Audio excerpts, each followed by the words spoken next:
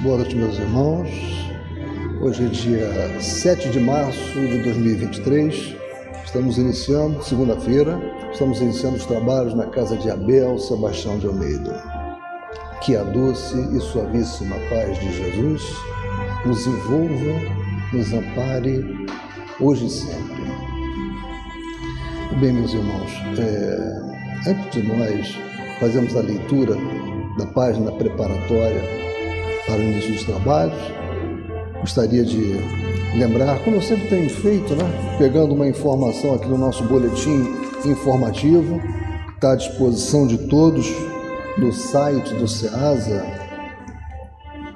Nós temos aqui uma coluna que é de datas importantes na história do Espiritismo, e hoje, como é dia 6, eu vou pegar uma data próxima, dia 4 de março de 1955, desencarnava Francisco Vieira Paim Pamplona, no Rio de Janeiro. Paim Pamplona foi um almirante, um militar, chegou a essa patente de almirante, foi presidente da FEB por 2 anos.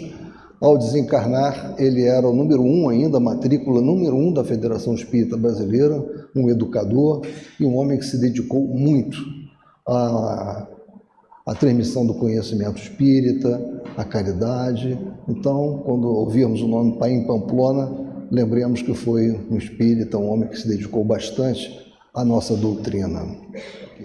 Pedir a nossa querida irmã Gisilda para fazer a leitura. Já vai. Só um instantinho que já vai. Então, boa noite, meus irmãos. Vamos daqui a pouco iniciar os nossos trabalhos. Já estão sendo iniciados no momento da leitura de uma página, porque muitas entidades que aqui estão participam também dessa leitura e bebem esses ensinamentos maravilhosos. Hoje o livro chama-se Pronto Socorro, é do Espírito de Emmanuel e a psicografia de Francisco Cândido Xavier. O título é De Imediato. Se alguém te ofendeu, perdoa sem delonga.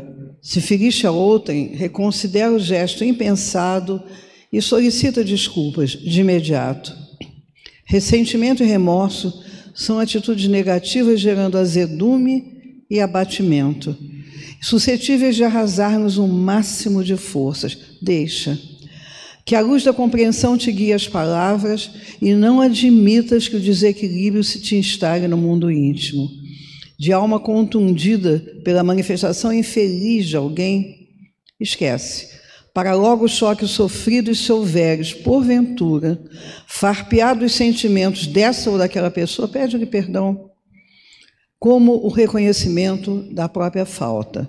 A desarmonia espiritual, quando não extinta no nascedouro, cria perturbações de resultados imprevisíveis, semelhante ao processo infeccioso que, não debelado com a urgência devida, acaba intoxicando todas as forças corpóreas, muitas vezes carreando a morte prematura. É por esse motivo, certamente, que Jesus, o Divino Mestre, não apenas nos recomendou reconcilia-te com o teu adversário, mas nos esclareceu de modo convincente, afirmando: reconcilia-te depressa com o teu adversário enquanto estás a caminho dele e com ele. Então, eu acho que essa mensagem é muito linda e muito profunda e nos fala da urgência do perdão. Nada mais libertador. Quando a gente abre isso, o perdão, o esquecimento realmente das ofensas e caminha, uma verdadeira legião de sentimentos, rancor, ressentimento, sai. E é oxigênio novo para a alma e nós vamos nos sentir realmente renovados. Caso contrário, é a estratificação desses sentimentos, trazendo perturbações de ordem física, mental e espiritual. Jesus, como sempre, manda a gente reconciliar rápido, até para que as pendências terrenas sejam resolvidas logo e não se perpetuem na espiritualidade. Que Jesus nos abençoe. Bem, meus irmãos, hoje coube a mim a continuação dos nossos estudos. Nós estamos no capítulo 10 do Evangelho segundo o Espiritismo. E hoje nós iremos conversar sobre os itens 7 e 8, que são esses que estão: bem-aventurados os que são misericordiosos, e o sacrifício mais agradável a Deus. Nossa irmã Gesilda leu essa mensagem de Emmanuel. Emmanuel, com esse poder de síntese fantástico, ele já fez o estudo. O estudo está todo aqui. Ele deu a mensagem claríssima para nós do que nós precisamos. Agora, vamos tentar desenvolver um pouco mais. Mas esse texto, pela concisão e pelas palavras corretas, colocadas da forma como foram, já nos deu tudo o que nós precisamos saber sobre esse tema. E a questão do perdão vai ser uma tônica para nós com relação a esse estudo.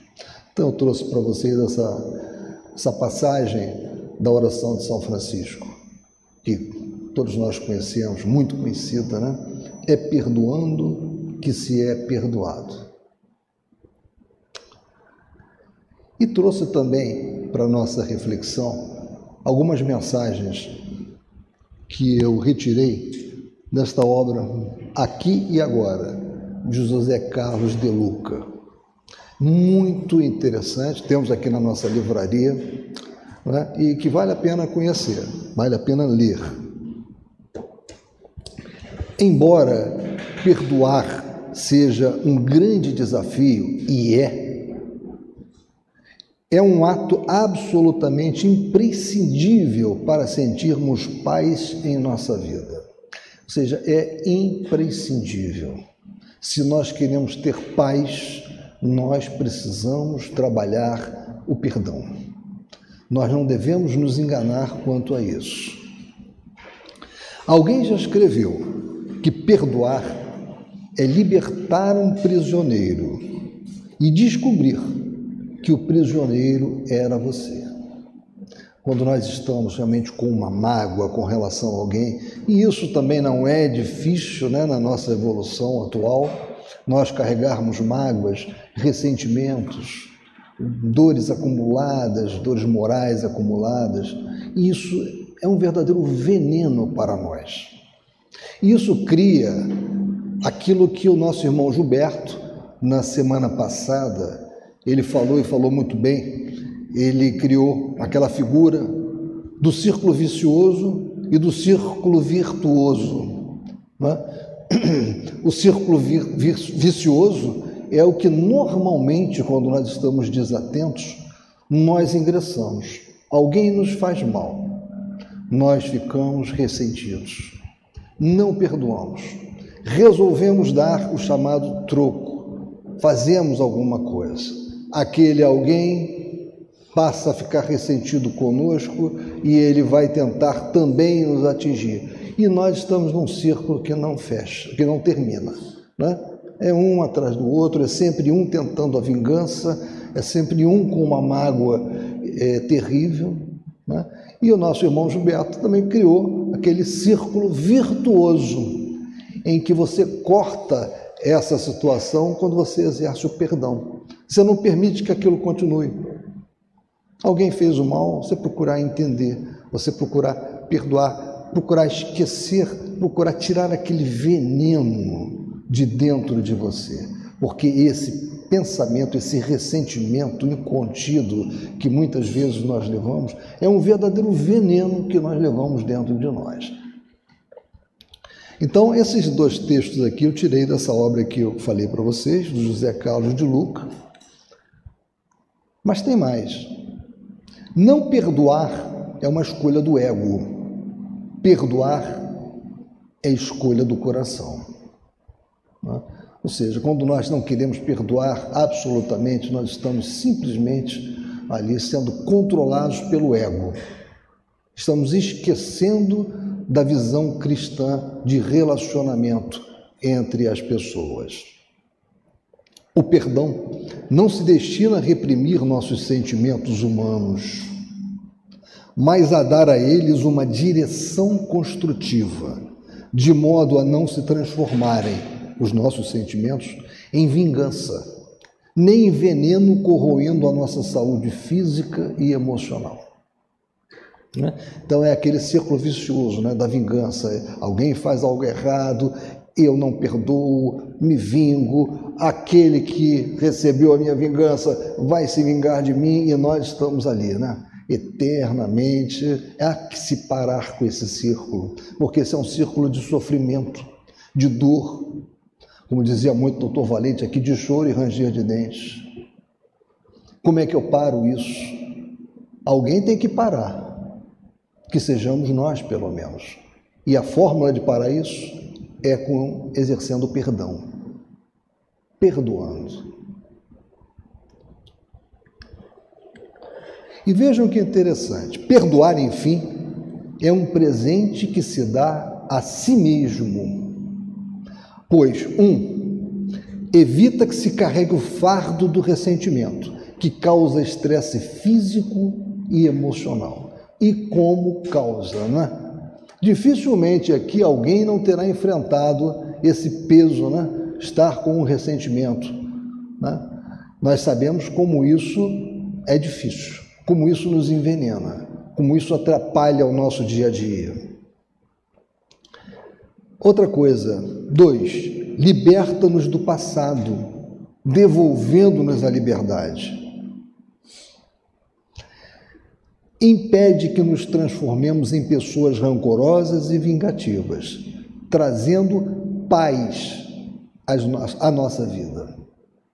Ou seja, o exercício do perdão é uma forma de nós trazermos paz para a nossa vida. Nós esquecemos aquilo, porque enquanto nós estamos alimentando aquele rancor, ele também está nos corroendo por dentro. Nós não teremos paz enquanto nós alimentarmos o rancor. Um verdadeiro câncer. É como se nós estivéssemos com câncer e alguém dissesse para nós: olha, não coma mais açúcar, porque há 2 formas de você atacar isso. Você para de comer açúcar e ele acaba. Ou você continua comendo açúcar e ele termina. Eu estou fazendo uma simplificação, tá? Eu não estou dizendo que a coisa funciona assim, né?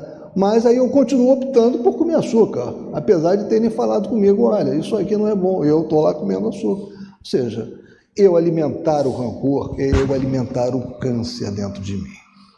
É a única forma que eu tenho para eliminar isso, para extirpar isso, é eu perdoar. É difícil? É. Alguém aqui acha que é fácil? Não. A média das idades aqui mostra que nós já vivemos bastante. E sabemos que não é fácil, mas é imprescindível. Isso que nós não podemos perder de vista. É imprescindível. 4, e eu acho muito importante esse 4, mas muito importante, possibilita que também sejamos perdoados por aqueles que prejudicamos. Estejam eles na dimensão física, ou seja, encarnados aqui como nós, ou na dimensão, ou na espiritual. Isso é muito importante. André Luiz tem uma frase, eu já falei algumas vezes aqui, mas eu gosto muito dessa frase.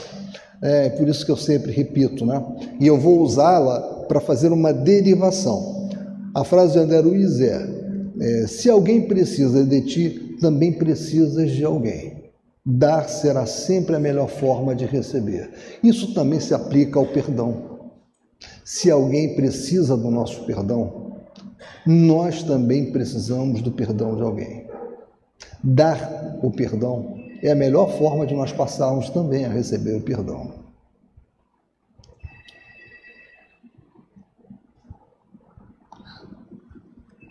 O que mais pode nos convencer a perdoar é reconhecer que nós também machucamos as pessoas. Seja com palavras, seja por meio de atos ou pensamentos, e por essa razão, precisamos igualmente ser perdoados. Essa constatação, por vezes desconfortável, é um remédio para desinchar o nosso ego, costumeiramente hipertrofiado. Em regra, cobramos perfeição dos outros, mas esquecemos que nem os outros, nem nós mesmos, somos perfeitos, isentos de erros. Alguns dizem perdoar é divino. Realmente, perdoar é divino. Mas perdoar também é humano, ele nos permite ver a nossa dimensão humana. como nós também precisamos do perdão, porque nós erramos, nós magoamos, nós praticamos uma série de atos que não deveríamos fazer, né? Nós não estamos neste planeta à toa, nós ainda somos muito imperfeitos. Somente cada um de nós sabe bem o seu nível de imperfeição, mas nós estamos aqui tentando nos melhorar. Estamos nos burilando, estamos, né, lendo, estudando e aos poucos vamos evoluindo. Até porque nós sabemos que a lei do progresso, ela é inelutável. Nós progredimos, querendo ou não. Nós podemos sim diminuir o ritmo do nosso progresso, mas nós não vamos nunca retroceder. Nós podemos até parar em algum momento, mas não vamos ser empurrados, nem que seja, e normalmente é, pela dor. Aliás, a dor é poderosíssima, né? Não é à toa e não é por outra coisa que ela está sempre presente conosco. Porque acima de Deus, né, que é o poder supremo, soberano, inigualável, a dor, ela é poderosíssima. Ela, em algum momento, vai nos vergar. Então, nós temos duas formas de andar, não é? Aliás, essa questão de andar, em determinada época da minha vida profissional, eu tinha uma equipe, e estou fazendo só um parêntese, né? E eu falava muito para eles, né? Nós vivíamos num ritmo muito acelerado, mudanças de legislação, e envolvia pagamento de tributos. Então eu sempre falava para eles, há 3 formas de caminhar. Nós podemos correr na frente, nós podemos correr atrás ou sermos atropelados. Atropelados aí é figurada, de uma forma figurada, né? Ou seja, nós deixamos passar alguma coisa importante e aí sermos penalizados, a empresa ser penalizada, porque aí é o atropelo. Da mesma forma, aqui nós devemos saber como proceder. Não vamos ser atropelados pelas coisas, pela dor. Por que nós vamos esperar que a dor nos vergue, que a dor faça com que nós enxerguemos a necessidade da modificação pessoal? Porque ela vai chegar. Se nós não mudarmos a nossa relação com o próximo, a dor vai fazer com que isso aconteça. Então vamos mudar. E a forma de mudar a nossa relação com o próximo é essa, amor. E amor vai envolver o quê? Perdoar. Nós não precisamos pegar aquela pessoa que não gosta de nós e que nos fez muito mal e levarmos para a nossa casa. Não é isso que está se falando, mas está se falando o seguinte: perdoá-la, procurar entendê-la, deixar de desenvolver aquele rancor, aqueles pensamentos horríveis contra ela, porque eles ricocheteiam em nós. Existe um efeito bumerangue dos nossos pensamentos. Então, quando nós começamos a pensar negativamente para atingir uma pessoa, nós não tenhamos dúvida alguma, nós vamos receber o retorno desta carga vibratória. Nós estamos abrindo as possibilidades para que irmãos trevosos se aproximem de nós, se juntem a nós e passem a tentar nos dominar. Por quê? Nós estamos totalmente desequilibrados, nós tornamos-nos numa faixa vibratória compatível com a deles. Nós podemos evitar isso, nós devemos evitar isso, nós precisamos evitar isso.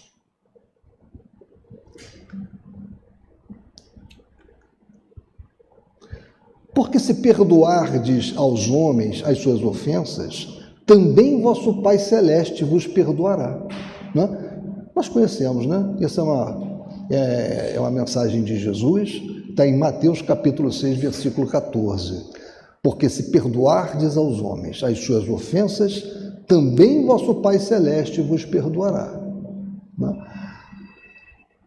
Muito e sempre importante para nós o esquecimento de todos aqueles que assumam para conosco essa ou aquela atitude desagradável. Ninguém possui medida bastante capaz a fim de avaliar as dificuldades alheias.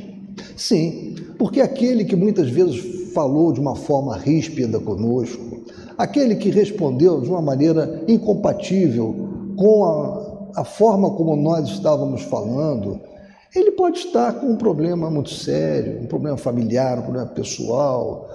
É importante nós refletirmos também sobre isso, antes de nos deixarmos envolver ou bebermos desse veneno que é o rancor. À vista disso, compreendamos que o esquecimento dos males que nos assediem é defesa de nosso próprio equilíbrio, e que nos dias em que a injúria nos bata em rosto, o perdão, muito mais que uma bênção para os nossos supostos ofensores, é e será sempre o melhor para nós. Isso foi extraído de Ceifa de Luz, também uma mensagem de Emmanuel,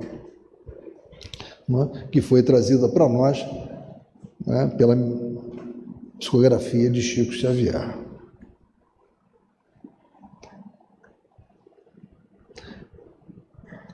Erro nosso requer a bondade alheia, erro de outrem reclama a nossa clemência. Ou seja, o tempo todo, as mensagens da espiritualidade nos alertam para isso. Ou seja, olhe para o que você faz, olhe para os seus defeitos, veja como você age, aprecie o quanto você precisa de perdão. Você agora alcançou, então você passa a perdoar. Perdoe primeiro, e o próximo vai lhe perdoar. Ou é o próximo mais próximo, é um próximo mais distante, mas ele vai lhe perdoar. Nós temos que quebrar, e eu volto a dizer, aquilo que o nosso irmão Gilberto chamou de círculo vicioso. Porque esse círculo vicioso, ele pode levar dezenas, centenas de anos. Se nós não conseguirmos cortar, é o tempo todo, é um atrás do outro, desencarna, encarna, desencarna, encarna, está na espiritualidade, está com aquele rancor, procura aquele que ainda está encarnado, vai obsidiá-lo. Os trabalhos em mesa, às quartas-feiras, como nós vemos isso, Mas é o tempo todo. São os desafetos do passado, são aqueles que guardam rancores terríveis e que conseguiram encontrar os seus desafetos e ficam jungidos a eles. Então nós escutamos coisas assim tenebrosas às vezes. E esse trabalho de dialogação, de esclarecimento a esses irmãos que estão nessa situação, ele é muito importante. Muitas vezes precisa-se fazer isso em mais de uma sessão. Não é, Jesus? Às vezes até 3, 4, 5 vezes, 5 semanas, é colocado um determinado nome, porque aquela entidade que está ali presa, jungida, aquele nosso irmão aqui encarnado ainda, ela está difícil de mudar. É um ódio muito grande. Ela está totalmente obliterada para ouvir. Então, é um trabalho lento, gradual. Quanto mais conhecemos a nós mesmos, mais amplo em nós o imperativo de perdoar. Interessante. Quanto mais nós conhecemos os nossos defeitos, nós vamos descobrindo como é importante perdoar aqueles que nos machucaram. Porque nós começamos a lembrar, que nós também machucamos, aquilo que nós tínhamos falado ainda há pouco, Você, a mostra da grande prole de Deus, carece do amparo de todos, e todos lhe solicitam amparo. Isso nós extraímos da obra O Espírito da Verdade, pelo Espírito André Luiz, Chico Xavier, psicografia de Chico Xavier. Aí eu queria trazer para vocês essa história, que ela é muito interessante, mas muito interessante mesmo. É uma história simples, mas que nós vamos ver que é o que acontece na nossa vida. Seu pai lhe deu um saco de pregos, estamos falando de uma criança, obviamente. Seu pai lhe deu um saco de pregos, dizendo-lhe que cada vez que perdesse a paciência, deveria pregar um prego atrás da porta. né? Era um garoto difícil, né? No primeiro dia, o menino pregou 37 pregos. Veja, né? Perdeu a paciência 37 vezes, né? Nas semanas que se seguiram, à medida que ele aprendia a se controlar, pregava cada vez menos pregos atrás da porta. Com o tempo, descobriu que era mais fácil controlar seu gênio que pregar pregos. Chegou o dia em que conseguiu controlar-se durante todo o dia. Depois de informar seu pai sobre sua vitória, ele lhe sugeriu que retirasse um prego a cada dia que conseguisse controlar seu temperamento. Os dias se passaram e o jovem pôde finalmente anunciar ao pai que não havia mais pregos atrás da porta.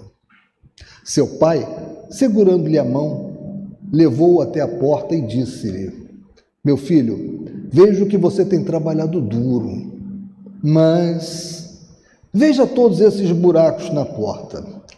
Ela nunca mais será a mesma. Cada vez que você perde a paciência, deixa cicatrizes exatamente como as que vê aqui. Você pode insultar alguém e retirar o insulto, mas dependendo da maneira como fala, poderá ser devastador e a cicatriz ficará para sempre. É claro, isso é uma história, eu não mudei. O para sempre nós sabemos que é uma forma de falar, né? Em algum momento os problemas eles acabam sendo resolvidos. E é a dor que acaba normalmente fazendo com que os problemas sejam resolvidos. Mas esta história, eu também tirei dessa obra que eu falei para vocês, né? Aqui agora, recomendo.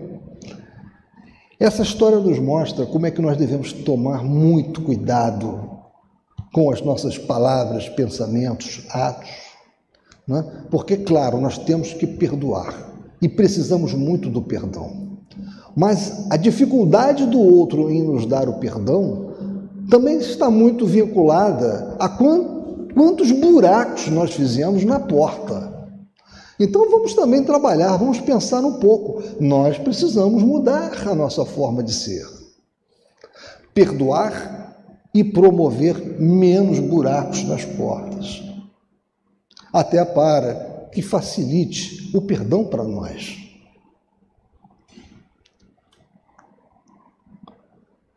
E Bezerra? Eu estou trazendo também para vocês um pensamento de Bezerra sobre isso, tirado de Paz e Renovação, uma obra também psicografada por Francisco Xavier. O pensamento de Bezerra resume a essência do que foi dito até aqui. Diante de quaisquer transes da vida, tudo venceremos se nos dispusermos a esquecer o mal, crer no bem e servir com amor. Né? Ou seja, esses homens como Emmanuel, Bezerra, eles resumem páginas e páginas de literatura em poucas frases, em pequenas orações, né? Vejam aquele texto lido pela Gesilda, como ele sintetiza tudo o que nós estamos falando. Sintetizou tudo o que nós estamos falando até agora. Agora entrando efetivamente no Evangelho segundo o Espiritismo, né? Capítulo 10, que nós estamos vendo, itens 7 e 8. E o item 7, o que está lá? Se, portanto, quando fordes depor vossa oferenda no altar, vos lembrardes de que o vosso irmão tem qualquer coisa contra vós, deixai a vossa dádiva junto ao altar, e ide antes reconciliar-vos com o vosso irmão. Depois, então, voltai a oferecê-la. Isso está em Mateus capítulo 5, versículos 23 e 24. Vejam como é importante. Não venha ao altar trazer oferenda se você ainda tem débitos com o seu irmão.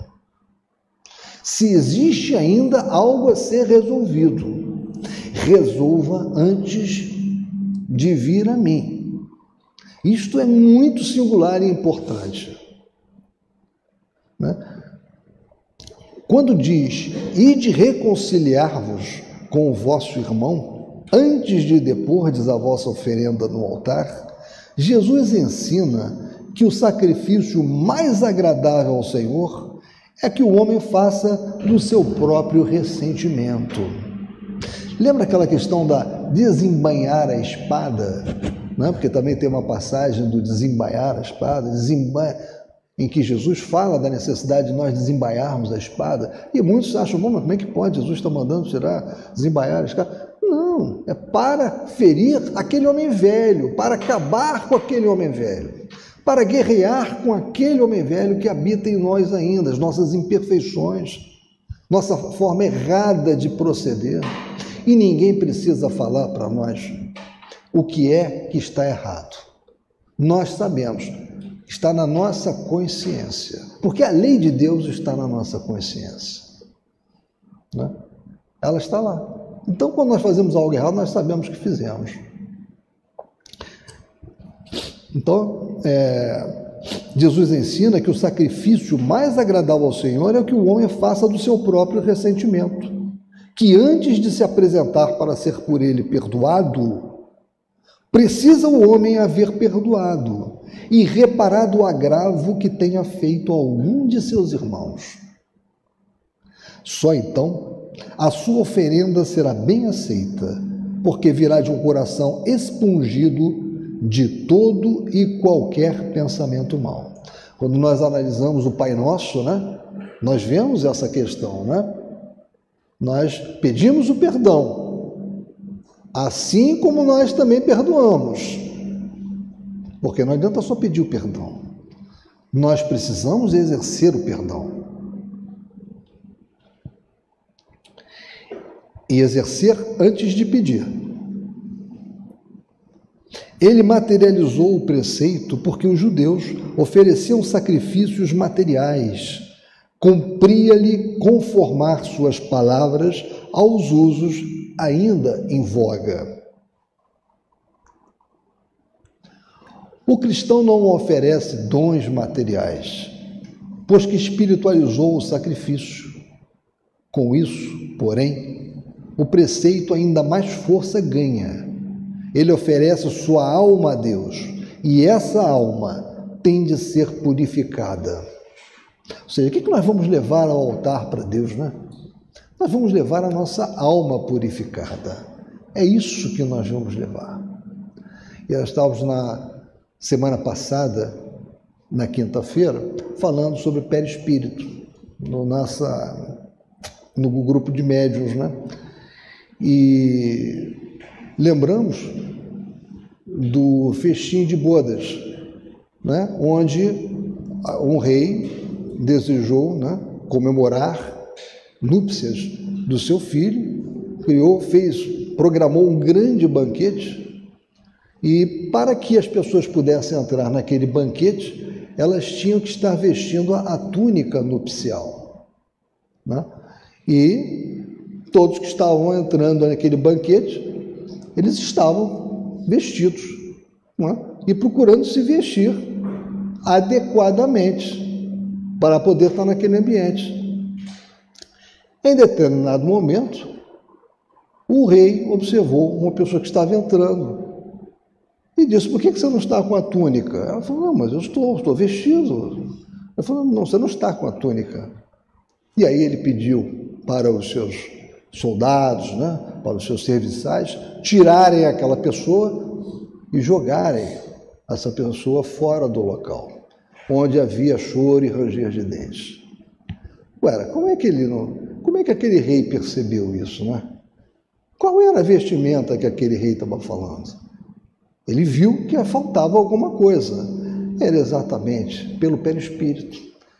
Ou seja, ele conseguiu verificar pelo perispírito, pela aura, né, externa que estava se projetando pelo corpo, a qualidade moral daquele que estava tentando entrar. Aquele que estava tentando entrar naquele ambiente, né? Lembremos que nós estamos falando de uma parábola, né? Aquele que estava tentando entrar naquele ambiente, um ambiente elevado, um ambiente especial, tinha que ter credenciais.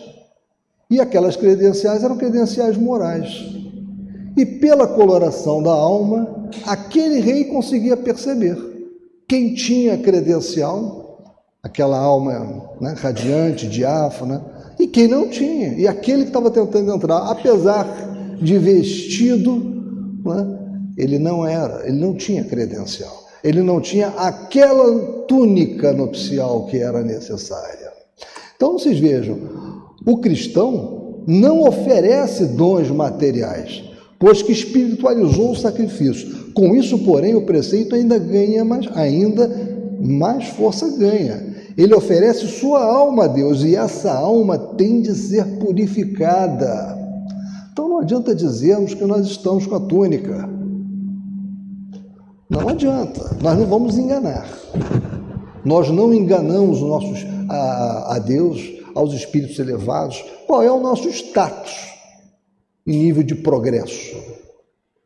Isso é percebido rapidamente, né? O que nós temos que fazer? Nós temos que mudar. Temos que criar aquela túnica nupcial a que eu me referi, que é decorrente do nosso progresso moral, da nossa purificação.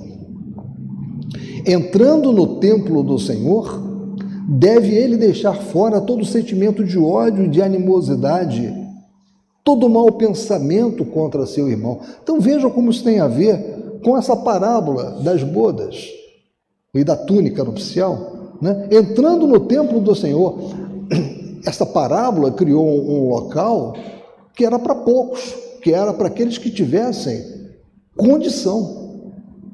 Não adiantava se vestir simplesmente e dizer que aquela era a túnica necessária. Então, entrando no templo do Senhor, deve ele deixar fora todo sentimento de ódio e de animosidade, todo mau pensamento contra seu irmão. Só então os anjos levarão sua prece aos pés do Eterno. Eis aí o que ensina Jesus por estas palavras: deixai a vossa oferenda junto do altar, e ide primeiro reconciliar-vos com vosso irmão, se quiserdes ser agradável ao Senhor. Ou seja, ir ao nosso irmão, perdoá-lo, praticar a caridade, ser amoroso, esta purificação é a túnica nupcial que nos permitirá entrar no banquete do Senhor. Fora isso, não adianta nós tentarmos enganar. Nós seremos impedidos de entrar. E nós já temos esse conhecimento, né? Então, isso é mais grave ainda, porque nós temos a informação, nós temos já a reflexão sobre essa necessidade, sobre essa importância. Essa mensagem já chegou até nós.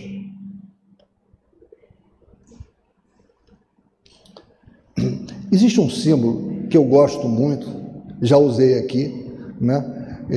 Que é de um pelicano alimentando os seus filhotes com a própria carne, né? Estamos falando de símbolos, evidentemente, né?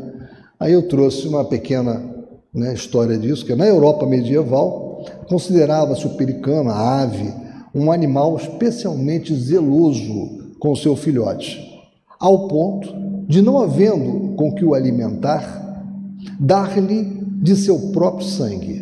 Seguiu-se então que o pelicano tornou-se um símbolo da paixão de Cristo e da Eucaristia. É muito usado na Igreja Católica, né? Mas o símbolo ele continua belo, independente de se ele é da Igreja Católica, protestante, A ou B. É um símbolo usado em vários lugares, é um símbolo usado em várias sociedades. Um dos símbolos sagrados do cristianismo é a figura do pelicano. A explicação é simples. Na total ausência de comida, o pelicano abre seu peito com o bico e oferece a própria carne aos filhotes. Alguma mãe aqui discorda desse sentimento para com o seu filhote? Né? Ou seja, as mães então entendem muito profundamente essa doação, a doação de si mesmas, da sua própria carne, né, da sua saúde pelo seu filho, né? É mais fácil para elas, né, entender isso. Para todos nós, né, claro. Então, esse é um sacrifício. Mas este sacrifício é um sacrifício bom, porque nós não estamos nos mortificando apenas, porque queremos ficar parados, com o braço para cima, 20 anos, 40 anos com o braço para cima para ele ficar atrofiado. E aí, ganhei o que com isso? Ah, meu braço ficou fino, eu nunca mais baixei o braço depois que eu decidi fazer isso. Ah, eu vou andar sobre pregos, eu vou deitar sobre pregos, ah, eu vou ficar segurando um carvão durante não sei quanto tempo, vai, deixa ele queimar, não. Isso não agrada a Deus. O sacrifício que agrada a Deus é aquele que nós fazemos para purificar a nossa alma, para nos reorganizarmos com Deus e também para ajudarmos o próximo, a caridade. Aí sim, se na tentativa de ajudar o próximo nós acabamos de alguma forma nos sacrificando, esse é um sacrifício que agrada a Deus, porque ele é pelo próximo, nós fizemos a caridade. Vejam isso que está aqui. Isso aqui eu tirei da internet, numa revista, né? Foi, na verdade, uma foto que apareceu numa revista, né? Esse homem passou mais de 40 anos com sua mão direita levantada. Uma inutilidade absoluta. O que adiantou isso para o engrandecimento moral, para a purificação dele como ser humano, como espírito imortal? Nada, né? Esta mão que ficou levantada podia ter arado a terra, podia ter segurado uma criança, podia ter dado um alimento para um doente, mas ela ficou levantada, atrofiada. Então, meus irmãos, a grande mensagem que fica para nós é que guardar ressentimento é como tomar veneno e esperar que a outra pessoa morra. É exatamente isso. É uma grande bobagem, é um grande erro, é uma tolice. Por isso que nós precisamos cortar, impedir o círculo vicioso e passarmos, como disse o Gilberto aqui na semana passada. Eu gostei muito da alusão que ele fez, por isso eu estou usando, né, que eu achei que ele foi muito feliz em criar essa figura do círculo vicioso, em que as pessoas, os espíritos não param de se prejudicar, né? E é preciso cortar isso. Quando nós cortamos isso, e a forma de cortar isso é exercendo perdão, nós criamos um círculo virtuoso. Então, lembremos sempre disso. Quando vier o ressentimento, que guardar ressentimento é como tomar veneno e esperar que a outra pessoa morra. É alimentar o câncer com açúcar. Quando alguém diz para nós, não coma açúcar, você tem duas alternativas. Se você comer açúcar, o seu câncer vai aumentar. Se você parar de comer açúcar, o seu câncer vai acabar. E nós continuamos a comer açúcar, não é? Bem, meus irmãos, então essa é a mensagem de hoje, né, sobre esse capítulo, esses dois itens do Evangelho segundo o Espiritismo. Eles merecem muita reflexão da nossa parte. E a mensagem que nós vimos no início, a mensagem de Emmanuel, que é muito interessante, essa síntese de Emmanuel, lida pela Gisilda, deve ficar também na nossa cabeça. Emmanuel, nessas palavras, ele colocou tudo que nós precisamos saber sobre a importância do perdão. Lembremos-nos disso. É a nossa túnica nupcial. Lembrem também disso. E lembrem também da história do prego, né? Vamos evitar colocar pregos demais na porta, porque mesmo que nós depois arranquemos, fica aquele buraco, aquela coisa difícil, e depois vai ter que passar uma pasta ali, um produto. Então, para que isso, né?